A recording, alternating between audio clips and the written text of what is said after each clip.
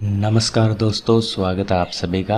आज के इस वीडियो में हम कंटिन्यू करेंगे राजस्थान जीके के महत्वपूर्ण प्रश्नों को हल करना, जो कि आपके एग्ज़ाम की दृष्टि से वेरी वेरी इंपॉर्टेंट है और सीधे के सीधे यहाँ से प्रश्न है वो आपके एग्ज़ाम में आने वाले हैं। तो आप इस वीडियो को शुरू से अंत तक पूरा देखें। तो चलिए बिना देरी के शुरू करते हैं। पहला प्रश्न है, निम्नलिखित आमेर के शासकों में से किसने 3 मुगल बादशाहों क्रमशः जहांगीर, शाहजहां और औरंगजेब के शासनकाल में मुगल दरबार में सेवाएं दी? ऐसा कौन सा आमेर का राजा था जिसने जहांगीर, शाहजहां और औरंगजेब तीनों के शासनकाल में मुगल दरबार में सेवाएं दी थी? क्या वो सवाई जय सिंह था, मान सिंह था, भगवंत दास था या फिर मिर्जा राजा जय सिंह? थोड़ा सा सोचिए और उत्तर देने का प्रयास कीजिए। कौन था वो? तो मैं आपको बता दूं, इसका सही उत्तर होगा Mirza Raja Jai Singh. D option is correct answer. Mirza Raja Jai Singh है, उसने जहांगीर, शाहजहां और औरंगजेब तीनों के शासनकाल में सेवाएं दी थी। अगला प्रश्न है, किराडू का सोमेश्वर मंदिर किस स्थापत्य कला से संबंधित है? क्या गुर्जर प्रतिहार से संबंधित है, या गुप्त, या मौर्य, या पंचायतन? किस स्थापत्य कला से संबंधित है ये आपको बताना है। सोमेश्वर जो मंदिर है किराडू का, वो तो इसका सही उत्तर होगा Gurjara Pratihara. A option is correct answer. चलते हैं अगले प्रश्न की ओर। अगला प्रश्न वेरी वेरी इंपॉर्टेंट है। दामना नामक आभूषण कहाँ धारण किया जाता है? क्या यह उंगलियों में पहना जाता है, या कमर में, या पैरों में, या गले में? जो दामना नामक आभूषण है, दामना, वो कहाँ पर पहना जाता है ये आपको बताना है। एक और आता है इसी से रिलेटेड मिलता जुलता कि मारवाड़ में दामना क्या है, तो वो एक ओढ़ने का प्रकार है। लेकिन ये जो दामना आभूषण है, मैं आपको बता दूं, ये उंगलियों में पहना जाता है। ए ऑप्शन यहाँ पर सही हो जाएगा। दामना आभूषण अंगुलियों में, दामना अंगुलियों में। ठीक है, याद रखना इसको। चलते हैं अगले प्रश्न की ओर।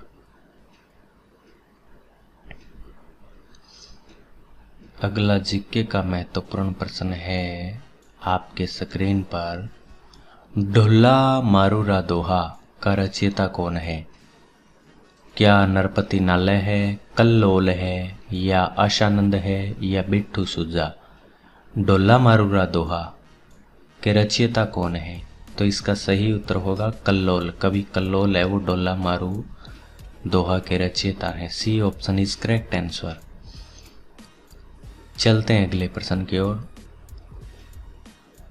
अगला प्रश्न है जो कि आपके एग्जाम की दृष्टि से महत्वपूर्ण है और राजस्थान जीके का प्रश्न है। वो है, कौन सा है, निकालता हूं मैं। हाँ, ये प्रश्न इंपॉर्टेंट है। चलो शुरू, बताओ इसका उत्तर बताओ। राष्ट्रीय सत्र का फोरेंसिक साइंस संस्थान शुरू किया जाएगा कहाँ पर? जोधपुर में, कोटा में, जयपुर में, या बीकानेर में? राष्ट्रीय सत्र का फोरेंसिक साइंस संस्थान कहाँ पर शुरू किया जाएगा ये आपको बताना है। तो ये किया जाएगा जोधपुर में। ए ऑप्शन इसका सही हो जाएगा। ज़्यादातर जो संस्थान है वो अशोक जी गहलोत के समय में जोधपुर में ही हुए थे, चालू है वो जोधपुर में ही हुए थे। आप पढ़ोगे तो आपको पता चल जाएगा, सब कुछ ऑलमोस्ट जोधपुर में ही आ गया है। ठीक है, अगला प्रश्न है, किस झील का निर्माण 1891-92 के दौरान अकाल राहत कार्यों के तहत करवाया गया? कौन सी वो झील है जिसका निर्माण अकाल राहत कार्यों के लिए करवाया गया, इसके बारे में आपको बताना है। तो सोचिए और उत्तर देने का प्रयास कीजिए। और सन भी आपको बताया गया कि 1891-92 के तहत। तो सोचिए और उत्तर देने का प्रयास कीजिए। तो इसका सही उत्तर होगा फोय सागर झील। सी ऑप्शन इसका सही हो जाएगा। 1891-92 में तो इसी का निर्माण करवाया गया। ठीक है, अकाल राहत कार्यों के लिए। चलते हैं अगले प्रश्न की ओर। अगला प्रश्न जो आपके एग्जाम की दृष्टि से महत्वपूर्ण है वो है सीता माता वन्य जीव अभयारण्य राजस्थान के किस जिले में है, ये आपको बताना है। सिरोही, उदयपुर, प्रतापगढ़ या कोटा। सीता माता वन्य जीव अभयारण्य राजस्थान के किस जिले में है, तो ये प्रतापगढ़ में है। बी ऑप्शन इसका सही हो जाएगा। चलते हैं अगले प्रश्न की ओर।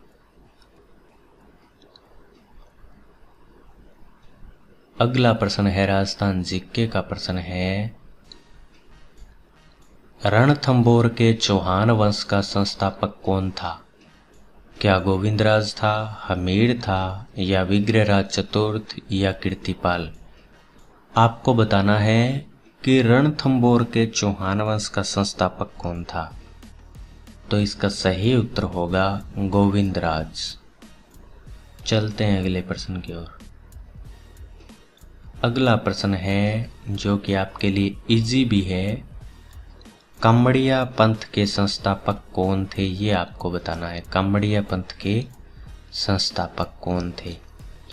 क्या संत रामदेव थे, संत धन्ना या संत पिंपा या फिर संत रामचरण, ये आपको बताना है।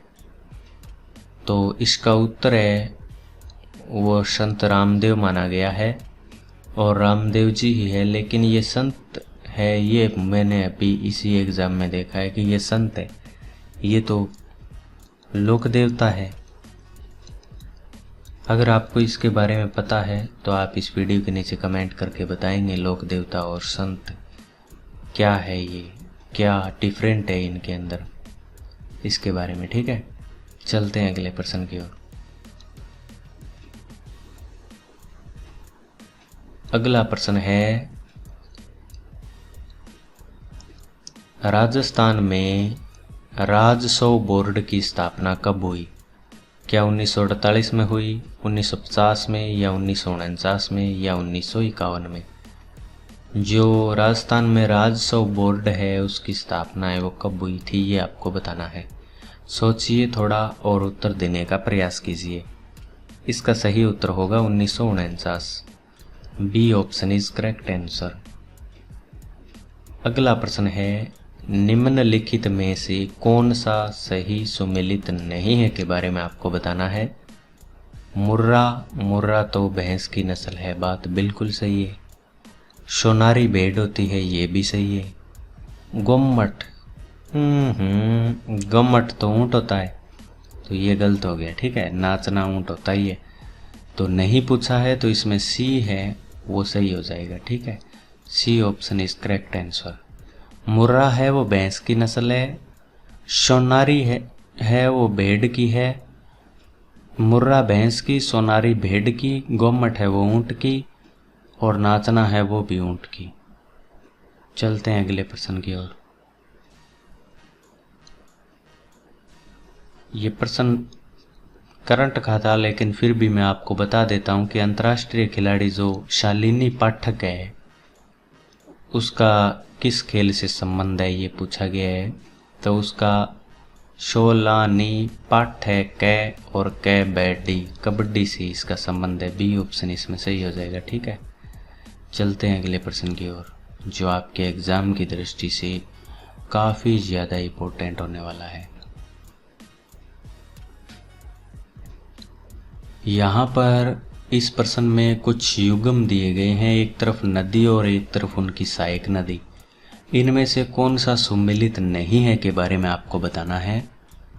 तो चंबल है वो बनास की सहायक नदी है, ये बात बिल्कुल सही है। और बनास बेडज की है, ये भी सही है, क्योंकि बनास बेडज खारी एक त्रिवेणी संगम भी बनाती है। और लुन्नी की सुकड़ी है, ये बात भी बिल्कुल सही है। तो नेक्स्ट बचा है काली सिंध वाला कोठारी, ये गलत हो गया। तो ये गलत हो गया, गलत वाला ही पूछा है, तो डी ऑप्शन इसका सही हो जाएगा। ठीक है, 78 में डी। ठीक है, याद रखना, ये 78% है, इसमें डी आएगा। नेक्स्ट प्रश्न है जोधपुरा सभ्यता किस नदी के तट पर स्थित है, ये आपको बताना है। क्या साबी नदी, कोठारी, बेडच या लूणी? जोधपुरा जो सभ्यता है वो कौन सी नदी के तट पर है, ये आपको बताना है। जोधपुरा सभ्यता, पहली बात तो ये कि ये जोधपुर में नहीं है, ठीक है, ये जयपुर में है, जयपुर। ये कंफ्यूज करने वाला प्रश्न है और इसमें उत्तर होगा साबी। जोधपुरा सभ्यता साबी नदी के किनारे है, तट पर है, ए ऑप्शन इसका सही हो जाएगा। चलते हैं अगले प्रश्न की ओर। जहाँ पर आपको कन्फ्यूजन होगा वहाँ पर मैं आपका डाउट है वो क्लियर कर दूंगा। नेक्स्ट प्रश्न है, चंग नृत्य राजस्थान के किस क्षेत्र में से संबंधित है, ये आपको बताना है। चंग, क्या ये शेखावाटी, भरतपुर, डूंगरपुर, दौसा, कौन से क्षेत्र से संबंधित है चंग नृत्य, ये आपको बताना है। सोचिए और उत्तर देने का प्रयास कीजिए। तो चंग है वो शेखावाटी में बजाए जाते हैं होली के अवसर पर, ठीक है, ये ऑप्शन इसका सही हो जाएगा। नेक्स्ट प्रश्न है, फड़ चित्रण के लिए जाना जाता है। फड़ चित्रण के लिए कौन सा क्षेत्र है वो जाना जाता है। क्या शाहपुरा, नाथद्वारा, चित्तौड़ या किशनगढ़। फड़ के लिए, तो फड़ के लिए शाहपुरा, ठीक है, ए ऑप्शन इसका सही हो जाएगा। नेक्स्ट प्रश्न है और आज का आखिरी प्रश्न है ये, वैसे बाकी आगे के वीडियो में हम कंटिन्यू करेंगे प्रश्नों को। प्रश्न है, राजस्थान निम्न में से किस खनिज का एकमात्र उत्पादक है। इसके बारे में उत्तर आप कमेंट बॉक्स में देने का प्रयास करेंगे। बाकी ये प्रश्न है वो डिलीट हो गया है, ठीक है, क्योंकि इसमें वोलेस्टोनाइट है और सीसा जस्ता भी है, ये दोनों मेरे हिसाब से ये दोनों ही हैं, इसीलिए ये प्रश्न क्या हो गया, डिलीट। बाकी आप क्या करेंगे, चैनल को सब्सक्राइब करके छोड़ लें ताकि जब भी मैं नया वीडियो डालूं तो उसकी जानकारी आपको सबसे पहले मिल सके। वीडियो पसंद आया है तो लाइक करें और कोई भी डाउट है, कोई भी प्रश्न है आपका, तो वीडियो के नीचे कमेंट कर सकते हैं। और आप इससे रिलेटेड पहले के वीडियो जो हैं उनकी प्ले लिस्ट अगर आप देखना चाहते हैं तो यहाँ पर आई कलर का बटन मिलेगा आपको, उस पर क्लिक करके वो देख सकते हैं। Thank you so much for watching this video.